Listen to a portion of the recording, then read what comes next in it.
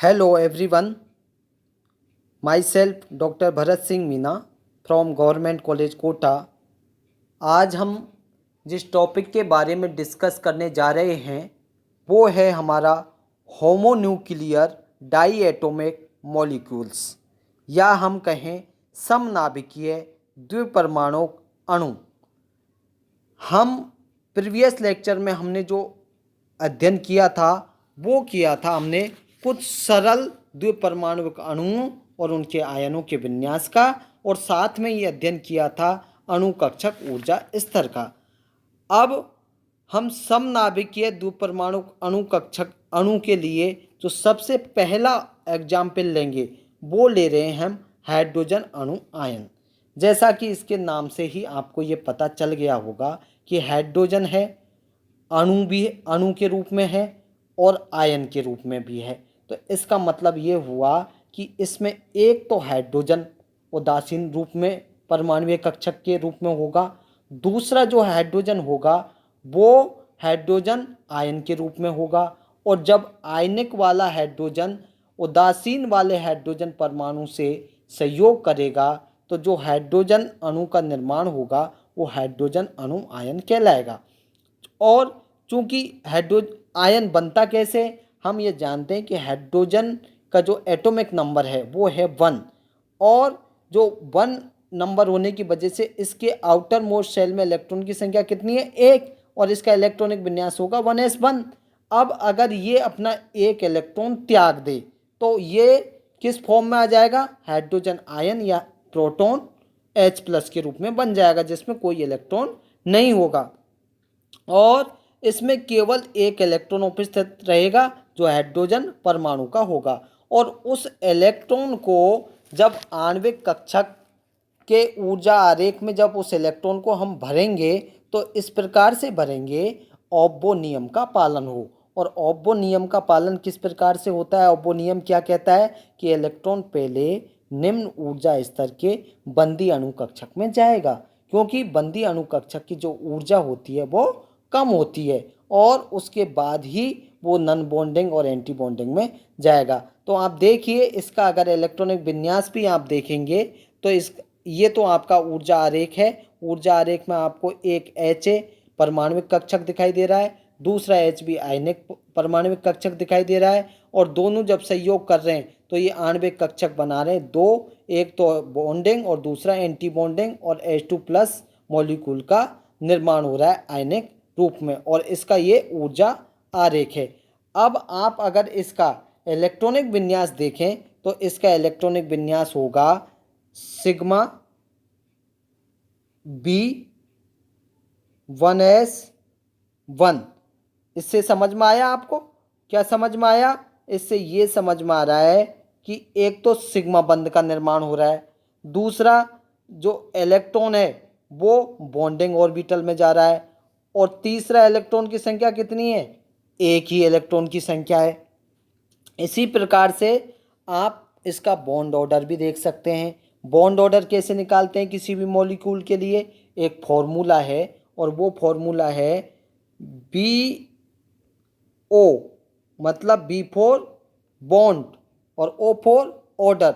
उसके बाद आता है आपका B, again B for bond और E फॉर इलेक्ट्रॉन, मतलब बॉन्डिंग इलेक्ट्रॉन जो बॉन्डिंग ऑर्बिटल है उसमें इलेक्ट्रॉन की कितनी संख्या है। इसी प्रकार से फिर आता है आपका A, B और E, इसका मतलब भी एंटी बॉन्डिंग ऑर्बिटल में जो आणविक कक्षक है उसमें कितनी इलेक्ट्रॉन की संख्या है, अपॉन 2।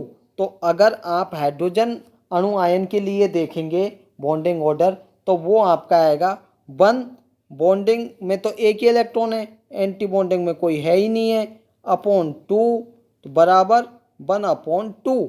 ये इसका बॉन्डिंग ऑर्डर आएगा, या हम कहें इसे ये इसका क्या है, इन दोनों के मध्य आधा बंध बना है। तो आधा बंध बनने की वजह से हम इसको जो प्रदर्शित करते हैं हाइड्रोजन के मध्य बंध को, हाइड्रोजन अणु आयन के मध्य के बंध को किस प्रकार से करते हैं, इस प्रकार से H और ये प्लस, ठीक है। और ये एक बहुत ही दुर्बल प्रकार का बंध है, और इसका जो बंध की लंबाई है वो 1.06 एंगस्ट्रॉम है। अब चूंकि इसमें अयुग्मित इलेक्ट्रॉन है, क्योंकि एक इलेक्ट्रॉन था तो अयुग्मित इलेक्ट्रॉन है, और अयुग्मित इलेक्ट्रॉन होने की वजह से इस आयन की, हाइड्रोजन अणु आयन की जो नेचर है वो कैसी होगी, पैरामैग्नेटिक या अनुचुंबकीय नेचर का होगा। अब हम दूसरा उदाहरण देखते हैं। दूसरा उदाहरण लें हम हाइड्रोजन अणु का। इससे पहले किसका लिया था, हाइड्रोजन अणु आयन का, वहाँ आयन था, और ये है हाइड्रोजन अणु। अब हाइड्रोजन अणु है तो इसका मतलब दोनों ही परमाणु उदासीन परमाणु होंगे, और दोनों उदासीन परमाणु जब मिलेंगे तो एक हाइड्रोजन अणु का निर्माण करेंगे, और दोनों उदासीन परमाणुओं के पास एक एक इलेक्ट्रॉन मौजूद है। तो टोटल इलेक्ट्रॉन की संख्या कितनी हो गई दोनों के पास, दो। और दो इलेक्ट्रॉन की संख्या होने के कारण इसका जब आप ऊर्जा आरेख देखेंगे तो आप देखिए यहाँ भी ये एनर्जी का लेवल दिखा रहा है, ये एच ए का इलेक्ट्रॉन, ये एच बी का इलेक्ट्रॉन, दोनों परमाणविक कक्षक सहयोग करके ये एक बंदी आणविक कक्षक में, क्योंकि एक आणविक कक्षक में अधिकतम दो इलेक्ट्रॉन ही होते हैं किसी भी कक्षक के अंदर, तो दोनों के दोनों इलेक्ट्रॉन बॉन्डिंग में चले गए, एंटी बॉन्डिंग में कोई भी इलेक्ट्रॉन नहीं है।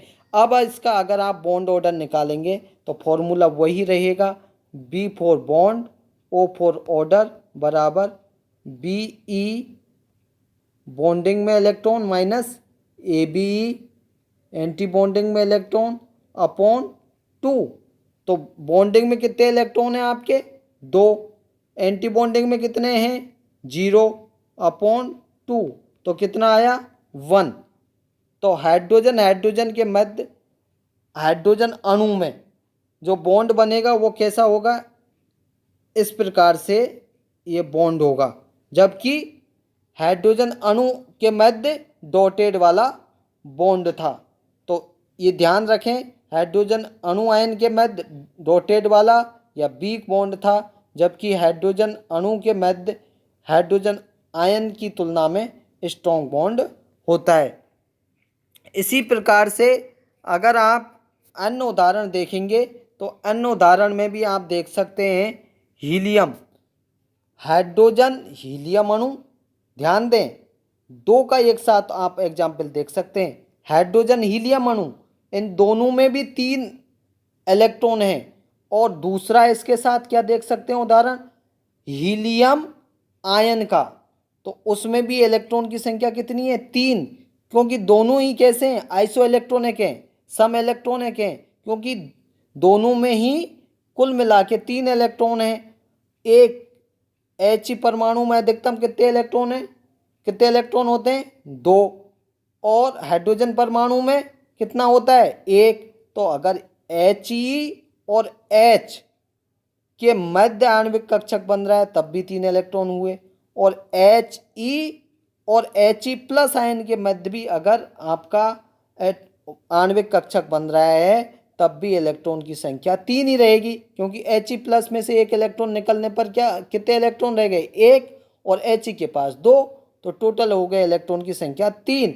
और आप इसका आरेख भी देख सकते हैं, ये देखिए He2+ अथवा H और He के मध्य का, तो यहाँ पर He प्लस लें या H लें इलेक्ट्रॉन की संख्या एक ही रहेगी, और यहाँ पर अगर He लें तो इलेक्ट्रॉन की संख्या 2, तो टोटल मिलाकर यहाँ पर इलेक्ट्रॉन की संख्या 2 और 1 3 हो गई। अब चूंकि जितने परमाणविक कक्षक भाग लेंगे उतने ही आणविक कक्षक आपको यहाँ दिखाई दे रहे हैं, एक तो बॉन्डिंग और दूसरा एंटी बॉन्डिंग वाला हो गया। तो बॉन्डिंग के एक कक्षक में अधिकतम कितने इलेक्ट्रॉन आ सकते हैं, 2, तो 2 तो यहाँ आ गए बॉन्डिंग में, और एंटी बॉन्डिंग में कितना बचा, 1। तो टोटल इलेक्ट्रॉन का जो डिस्ट्रीब्यूशन हुआ वो इस प्रकार से हुआ, बॉन्डिंग में 2 और एंटी बॉन्डिंग में 1। अब अगर आप इसका इलेक्ट्रॉनिक विन्यास देखें तो इलेक्ट्रॉनिक विन्यास आपको इसका इस प्रकार से दिखाई देगा, बॉन्डिंग में तो ये देखिए सिग्मा, और ये आपका हो गया बॉन्डिंग 1s, और 1s में कितने इलेक्ट्रॉन हो गए, 2, बॉन्डिंग के पास 2 ही इलेक्ट्रॉन थे। अब एंटी बॉन्डिंग सिग्मा स्टार, जब भी एंटी बॉन्डिंग होगा तो उसमें स्टार लगाया जाएगा, चाहे वो सिग्मा हो या पाई हो, और इसके 1s में कितने इलेक्ट्रॉन हैं आप देखेंगे यहाँ पर 1, एंटी बॉन्डिंग में एक ही इलेक्ट्रॉन था। अब इसका अगर आप बॉन्ड ऑर्डर देखें तो बॉन्ड ऑर्डर निकालने का जो फॉर्मूला है, इससे जस्ट पहले वाले एग्जाम्पल में बताया था, बॉन्डिंग में इलेक्ट्रॉन माइनस एंटी बॉन्डिंग में इलेक्ट्रॉन। तो बॉन्डिंग में कितने इलेक्ट्रॉन है? 2, और एंटी बॉन्डिंग में 1। तो टोटल कितने इलेक्ट्रॉन की संख्या आएगी आपकी?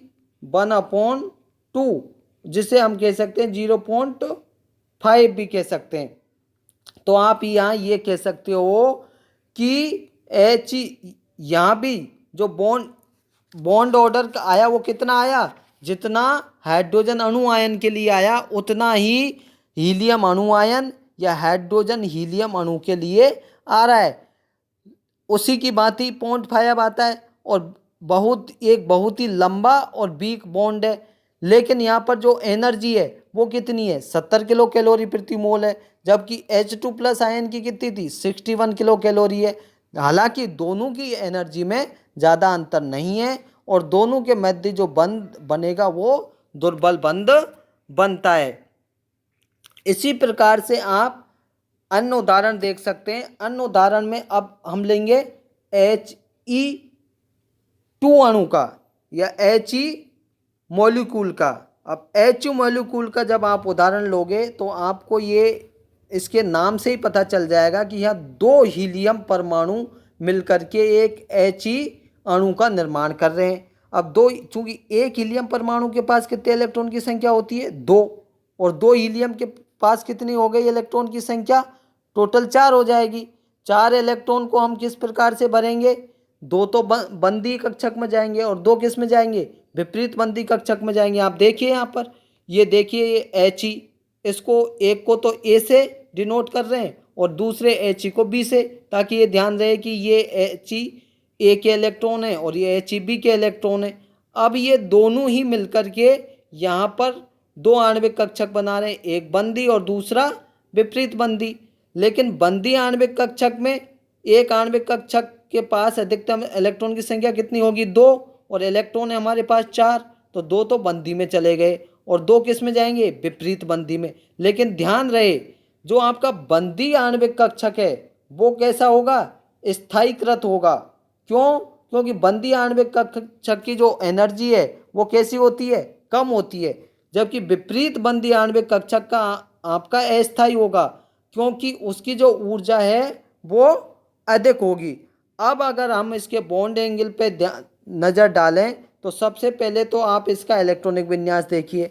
इलेक्ट्रॉनिक विन्यास में देखेंगे कि एक तो आपका सिग्मा बंध बन रहा है बॉन्डिंग वाला, और 1s2, क्योंकि उसमें भी इलेक्ट्रॉन की संख्या कितनी आ रही है? 2। और दूसरा बन रहा है आपका एंटी बॉन्डिंग वाला। एंटी बॉन्डिंग को हमेशा ही स्टार से डिनोट करते हैं, वो है आपका 1s2, क्योंकि इसमें भी 2 इलेक्ट्रॉन है। लेकिन अगर आप इसका BO निकालें, बॉन्ड ऑर्डर निकालें हीलियम अणु का, तो वो होगा, बॉन्डिंग में कितने इलेक्ट्रॉन हैं? 2। एंटी बॉन्डिंग में कितने हैं? 2 डिवाइड बाई 2, कितना आया बॉन्ड ऑर्डर? 0। इसीलिए आपने देखा होगा कि He2 अणु का बंध क्रम 0 होता है और इनके मध्य कोई बंध नहीं बनता, इसीलिए He2 अणु का निर्माण ही नहीं होता है। आपने कभी He2 अणु का निर्माण नहीं देखा होगा, He2 अणु के यौगिक भी नहीं देखे होंगे। तो आप इसका कारण यही है कि इनके मध्य जो बॉन्ड ऑर्डर है वो कैसा होता है? 0 होता है। अब आप इसी प्रकार से अन्य का भी उदाहरण देख सकते हैं, लिथियम अणु का भी उदाहरण देख सकते हैं। लिथियम का जो परमाणु क्रमांक है वो कितना है? 3 है। 3 लिथियम का परमाणु क्रमांक होने के कारण जो इसका इलेक्ट्रॉनिक विन्यास होगा लिथियम का, वो कैसा होगा? 1s2 2s1। अब चूंकि Li2 मॉलिक्यूल है तो टोटल दोनों के पास मिलाकर कितने हो गए? 6 इलेक्ट्रॉन हो गए। 6 इलेक्ट्रॉन होने के कारण जो इसका इलेक्ट्रॉनिक विन्यास है वो कैसा होगा इलेक्ट्रॉनिक विन्यास? इसका इलेक्ट्रॉनिक विन्यास होगा सिग्मा बॉन्डिंग वाले में देखिए, यहाँ देख लीजिए, सिग्मा बॉन्डिंग 1s में 2 electron, sigma anti bonding 1s में 2 इलेक्ट्रॉन, तो 4 इलेक्ट्रॉन तो यहाँ चले गए। इसी प्रकार से अब 2s में देखिए, सिग्मा 2s बॉन्डिंग में 2 इलेक्ट्रॉन, एंटी बॉन्डिंग में कोई इलेक्ट्रॉन नहीं है, तो टोटल मिला के इसके 6 इलेक्ट्रॉन हो गए। और इसका अगर लिथियम का आप अणु ऊर्जा का बॉन्ड ऑर्डर देखें तो Be मतलब बॉन्डिंग में कितने इलेक्ट्रॉन है, -Ab, एंटी बॉन्डिंग में कितने, तो 4-2/2 बराबर 1। अर्थात हम कह सकते हैं कि लिथियम अणु के मध्य सिंगल बॉन्ड पाया जाता है। यहाँ पर लिथियम अणु का आपने देखा होगा जो बॉन्ड एंगल है वो लिथियम के मध्य सिंगल बॉन्ड है, एक बंद है, और इसकी जो बंद लंबाई है वो कितनी है, 2.67 एंगस्ट्रॉम है। और इसकी जो एनर्जी है वो 24.14 किलो कैलोरी प्रति मोल आती है।